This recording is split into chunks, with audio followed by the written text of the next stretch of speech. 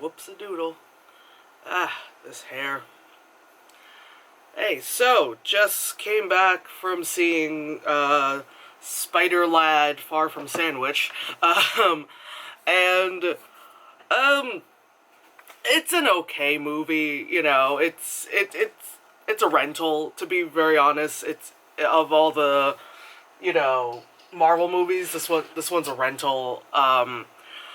This is more of like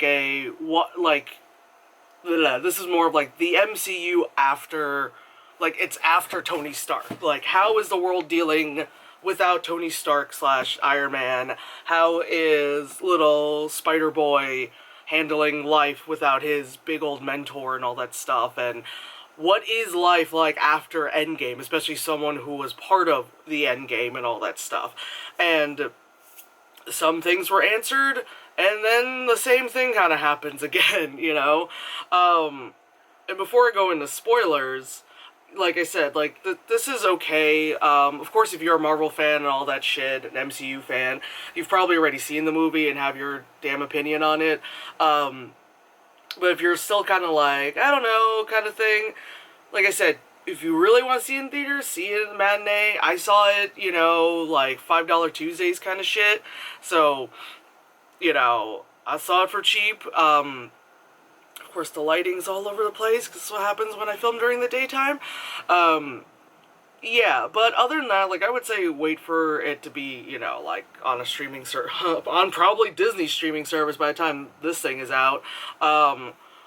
But anyway, yeah, so I'm gonna go into spoilers, 1, 2, 3 spoilers. So funny enough, so I went to go see this with my mom, but when I first saw the trailer with Paul, he even said, he goes, you know, I really hope they don't make Mysterio like the sudden bad guy kind of thing, where, like, he is a good guy, but we're gonna make him into a bad guy just for plot. And they did, and I feel like they did kind of like and I talked to Masami about this, they did the kind of like Iron Man 3 Mandarin thing, where it's just like, this is a facade kind of thing. So it's like, we're taking that character, you know, from the comics, putting it into the movie universe, but it's not that character. Like, it's the character, but it's also not the character, and the whole time it's a facade kind of thing, you know? And it's like, okay, cool, you know, you don't really see a lot of people out there being like, yo, I'm a huge Mysterio fan, so, you know, like, I guess, you know, that kind of shit. But also, like, the movie was very predictable, and it's kind of funny to say that, because it's like, well, any superhero kind of movie, it is predictable, you know? Like, it's always like, good guy versus bad guy, you know? Like, good guy, you know, like, gets hurt, and oh no, in the last second, oh, climax of the movie, they prevail kind of stuff. You can say that. Unless it was Infinity War, where you're like, what? They lost! You know, all that shit.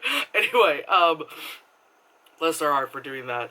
But like, predictability as in, like, you know, again, going into it, like I said, I had Paul's, like, thought in my head, which is like, you know, Mysterio's probably gonna be a bad guy, but also it's like, when you cast, it's the thing where in the MCU where, like, you cast a well-known, award-winning actor, they're always a bad guy. Like, fucking Robert Redford was in it, and he's the bad guy with fucking Hydra and, like, Winter Soldier and shit like that. So it's like, it's one of those things where you got, like, an award-winning actor that comes in, and it's like, he's gonna be a bad guy. You know, they have, like, you know, William Hurt and all those other things. I don't know if he wins awards, but people know who the fuck he is. But you know what I mean? Like, that kind of shit. Like, well, Jeff Bridges also head shaved, all that shit. But anyway, yeah, like, you got these super fuck-known actors coming in. It's like, you're a fucking bad guy. Like, Ben Kingsley, you know? Well, he's not a bad guy, but, you know, he's the Mandarin. But yeah, it's like, you got all these, you know, well-known actors, they're gonna be a bad guy. So, it's like, that happens. And then, I feel like also, the movie starts off kind of, you know? Because it's like, the movie kind of didn't know how to start, or like, how to be, like, I don't know, like, it just, the first, like, that first chunk you know, which is kind of like, okay, all right, you know, you're kind of like it just felt like that. Once, pretty much like, once, Peter hands, Jake Gyllenhaal, just getting all the names wrong, hands Jake Gyllenhaal the Tony Stark glasses, which again, you knew he was gonna do that. Like, you knew he was gonna do that because he's given this thing from Tony Stark, he's given a lot of responsibility, and he's just like, well, I don't, he didn't want to be part of it. He was like, I just want to go on vacation, because, you know, he dealt with, you know, disappearing for some time and then coming back, and then suddenly it's like, okay, we win, and oh my god, look at all these ladies, you know, that helped me stay alive, you know, and whatchamacallit, he just wanted to be on vacation, so given, like, suddenly even more responsibility, because Tony Stark's like, I'll choose you, Pikachu, and he's just like, oh, well, you know, and then having Jake Gyllenhaal put on the glasses, and because he's also bearded, so it's like, well, another, you know, older white guy with a beard, so I trust you. And it's like the moment he hands it to him, and you knew that was gonna happen, because he's like, I'm still a kid from Queens, like, I shouldn't have these responsibilities. But it's also like, you know, just like Nick Fury, he's like, bitch, you've been to space. It's also like, honey, you gotta, yes, you're 16, but you're not, as much as you want to be the neighborhood friendly, you know, it's like Spider-Man and all that stuff, but it's like, kid, yeah, like, you're a kid, but you got a lot of, like, growing up to do, like, sorry, you know, it's like what Uncle Ben said, but yeah, whatchamacallit, it's like the moment that happens, and then, like, stuff really starts to, like, not snowball, but things really start to, like, move more in the movie, because, like, in the beginning, it was just kind of like, and we're going here, and we're doing this. It was just like I was there with, like, a clipboard and the check boxes, and I was like, and they're, yep, and then they're going to do the comedic relief, and then they're gone. Okay, they're just, okay. You know, it was just kind of like that going on, but then once, like, you know, things happened, and I just really was like, when it came to, like, the Mysterio, like, exposition, bad guy giving away his, like, thing speech, you know, where they're like, hey, you guy who played, like, a 5-minute role, you're suddenly, like, in the first Iron Man movie, so you're suddenly in this movie as another key character, flashback using other footage, you know, but then you person who was in the background of this movie, and then you're back, you know, it was like that, and you're like, cool, that's great, obviously we know MCU, everything's connected, but alright, but it was just one of those, like, oh, cool. Oh, like, at first it's like, okay, we're doing this. But then I'm sitting there, and I found myself just starting to, like, slowly sink further and further back into my chair, being like, oh, okay, so you're explaining this. Okay, you're really explaining this. Okay, you're, like, super explaining this. Okay, so you're just, oh, my God. Oh, okay, fine. Alright, that's it. Like, you know, and after, alright, and after some time, I was just kind of like, yeah, that part I just like, I'm not cool with. Like, the you know, of course, the cutesy part where, you know, there's a little love interest thing, because, you know, like, you know, that Peter's always liked MJ, even though he was, like, after the other girl, but you could tell that he had, like, a thing for MJ. And, oh my god, there was this guy in the theater that was sitting, like, you know, like, the row in front of me, but, like, you know, slightly to the right, and he just, like, he either does not like the MJ character, or, like, how they have this MJ character, or does not like Zendaya or something, or just does not like black people, because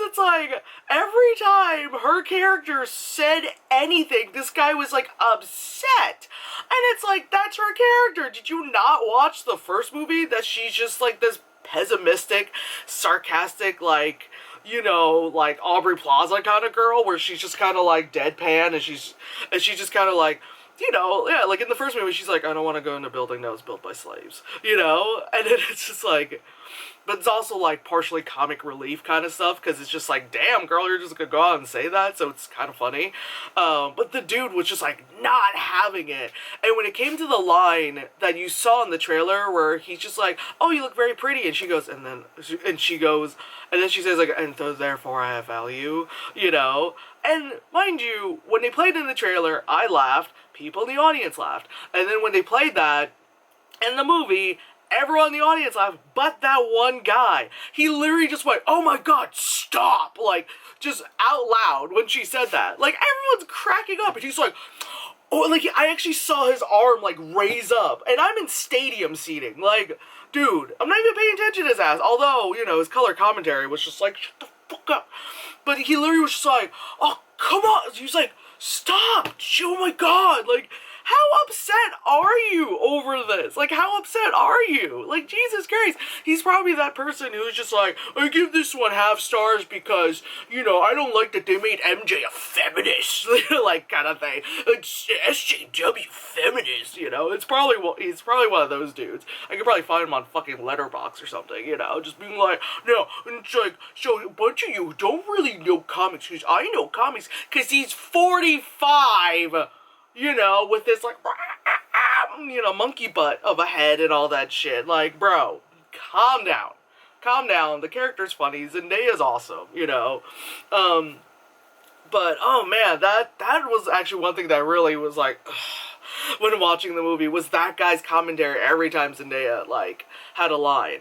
And when it was, like, the parts towards the end where they're, like, the two of them were just adorable and awkward to one another. And again, everyone else in the theater is just kind of, like, chuckling, because that's the whole point, is that you're just being like, oh, they're adorable. Oh, they're awkward. Oh. And he's just like, oh, I'm upset. I'm upset. I don't know how to pleasure a woman. You know? It's like, oh, honey, calm it down.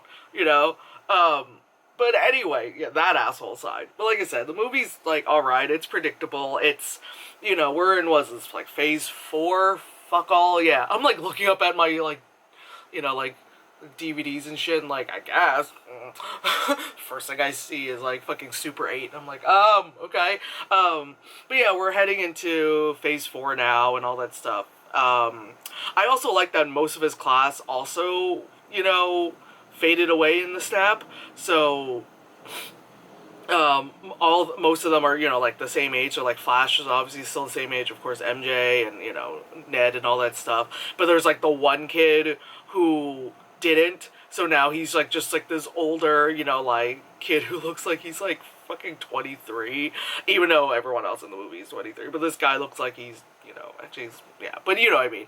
I'm just not making any sense, because it's hot, and I'm filming upstairs, and the AC is downstairs, but, yeah. Oh, also, during the whole, like, Mysterio, like, I guess, like, fake reality shit, I'm just letting you know, when I was on morphine a couple years ago in the hospital, that's exactly how things felt.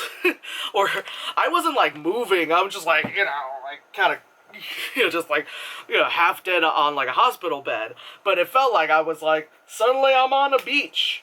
Suddenly someone's carrying a SUV on their back. What? And I'm just kind of, like, there, like, experiencing it, like, what? Huh? Okay. And then I just wake up from my morphine coma, and I'm like, yep. Still hurting. Still several IVs in my arm. Cool. Beep. I would like some more morphine, please. Thank you. I'm going on a lovely trip to Ibiza now. That's what I felt. Was I on the beach of Ibiza? That's probably made more sense. Anyway, now I just sound like I'm high. Great. It's in the middle. Like, when you're having, like, so Winter Soldier is, like, one of my, it's like, my favorite of the MCU. This is, like, in the middle, and then there's, like, you know, like, Thor 2 at the other end, like, you know, like, oh, that was just not necessary to have, you know, that kind of thing. So it's in the middle. It's with, like, the Ant-Man movies with me, where I'm just like, there they are, you know, it's got good comic relief, you know, the acting was amazing, because all the people in there can act, so you're like, you know, there wasn't a moment where you're like, what is going on here? I forgot to mention the after credit sequence. I don't know why, because actually those parts made the movie, like, good, you know? So, yeah, so the mid-credit sequence where it was just like, whatchamacallit, it's, my brain, where, you know, MJ and Peter are like doing their little date thing, and then suddenly it comes out where it's like, and on the news, the controversial site, the Daily Bugle, which I love that they made it into fucking Wars, and they fucking had J.K. Simmons come back as, J. Jahana, and that was great. And the fact, you think about it, you're like, yeah, Daily Bugle does have a very, like, InfoWars kind of thing to it, because they are lying. They're crazy.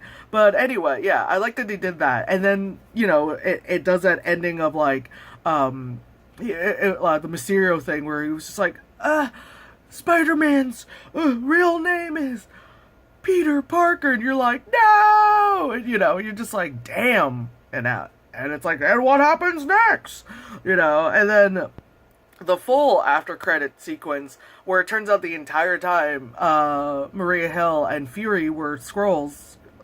I can never pronounce that, like, squirrel. I sound like a little kid trying to say squirrel.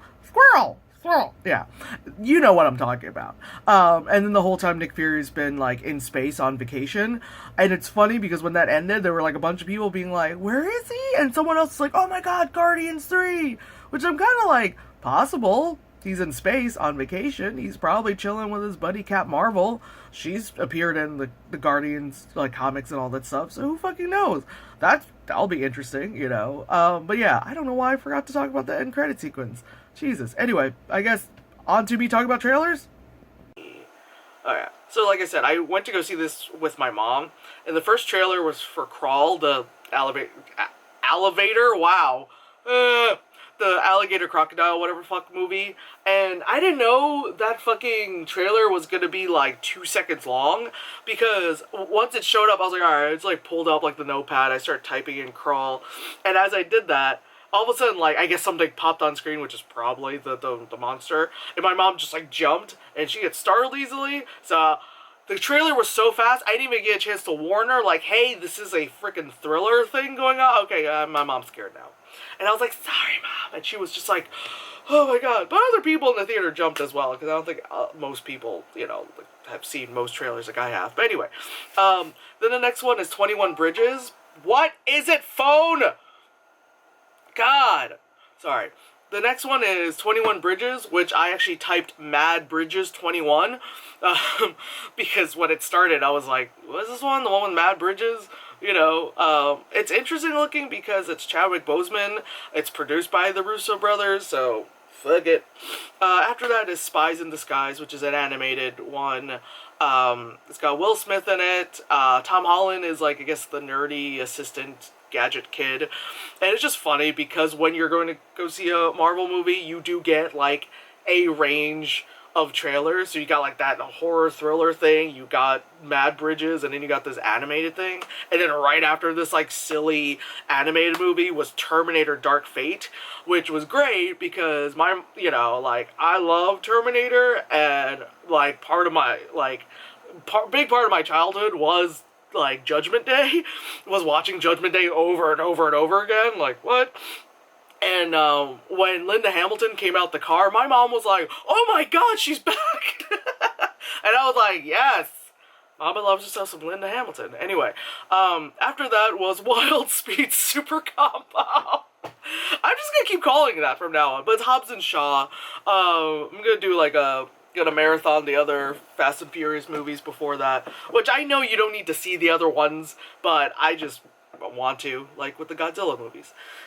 After that is Blinded by the Light, which is the Bruce Springsteen music inspired movie. It's the one where, like, the brown kid discovers Bruce Springsteen's music, and he's just like, oh my god, like, he knows, like, how I feel, and of course he goes to take a trip to New Jersey to see where the boss came from, which I'm like, it ain't that interesting, it's Jersey, believe me, like, it's not that interesting. After that is Once Upon a Time in Hollywood, the Tarantino one. I might sit this one out just because I'm like, alright, Tarantino, I don't know if you're suddenly gonna give me another, like, 3.5 hour movie that I am not in the mood to be watching. And good thing when I saw Hateful Eight, I was at home, because I was like, I need a break, like, oof. And I've watched 3-hour movies, like, God. Anyway, so the last one is the Charlie's Angels one, which, It's like, okay, I like that Elizabeth Banks was like, let's just redo Charlie's Angels. And yeah, and have Bosley be a lady instead of like, you know, whatever balding dude it usually is. And, whatchamacallit. And it's great that they got Kristen Stewart in it to be, you know, like emoting and, you know. And it's like, I know, like, everyone who's been in the Twilight movies are way better actors than they actually are, than whatever the fuck the Twilight movies did to them. But it's just good to see her, like, you know, like, happy in, like, a person, you know, and not just dead, like everyone else was in that series. That's so awful! Oh my god. Anyway, I'm done talking. Anyway, yeah.